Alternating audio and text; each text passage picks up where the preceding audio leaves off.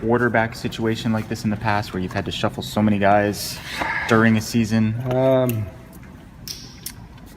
I think I had one other time.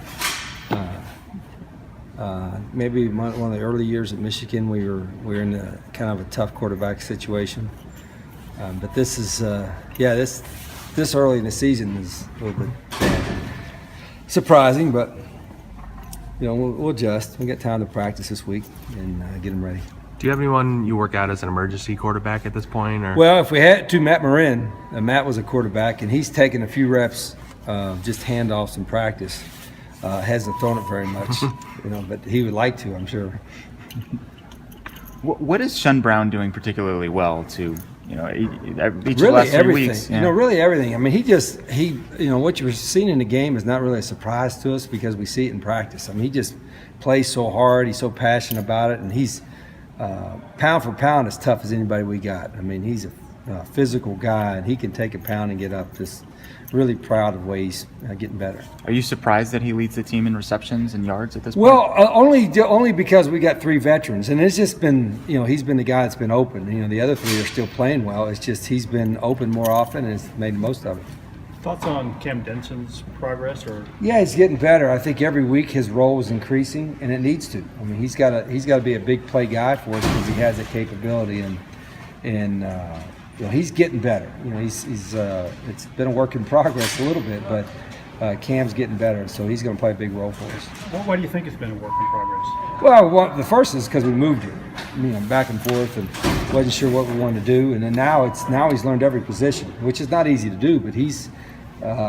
Football is important to him, and he's learned every position now, so he'll play more now going forward. I think Trey Griffey's drawn at least 3 pass interference penalties this season. Is that something that you place value on? Do guys kind of get credit for that? There's been a lot of pass interference penalties, and I think the biggest reason is because there's a lot of one-on-one man coverage, and playing balls in the air. There probably could be more. I'm sure every offensive coach says they think there's more defensive interference, and more defensive guys think they're bad calls, but I think you're probably seeing a lot more throughout college football because of all the press coverage and guys taking shots deep. Why are teams playing more? They're just challenging. They're trying to take away the easy stuff and then making the quarterback and receiver execute. And sometimes they get away with it, sometimes they don't. But a 15-yarder is a lot better than a 50-yarder. So they probably defensive coaches say, listen, if you're losing it, grab him. Did you get a sense that UCLA didn't really know how to defend Khalil? Is that a thing? No, I mean, we were on the same plays. Khalil just, he ran well. He's a physical guy. He ran, tried to run through a couple people, which is not always recommended for your quarterback. But, he made some nice plays, and he probably didn't have time to get nervous. But I don't think he's the nervous type anyway. He's kind of an easygoing guy. So you mentioned how you have some time to prepare, obviously, this week with whatever injuries you have. But how difficult is it from a continuity standpoint when you're kind of shuffling guys in and out offensive line? Yeah, the biggest thing is that positions? You want to continue to progress on offense, add some plays or adjustments to plays and things that aren't really difficult for veterans. But when you have young guys in there, you can't go to phase 2 or the adjustment to a play because you're still going phase 1. Do you have to coach morale a little bit more when all these injuries are hitting, or do you think the guys I don't know. That's are a okay? fair question. We don't. Our every coach's mantra and teams is probably next man up anyway, and you keep the guys positive. But I told the team, it's up. The first half of today's practice was the best energy we've had in 6 weeks, and I don't know why. I mean, I don't know if it's because it was a nice, cool morning or what it was, but there was great energy, enthusiasm, and so the second half wasn't as good as the first half, but the first half was the best first half of practice we've had in over a month, so that's positive.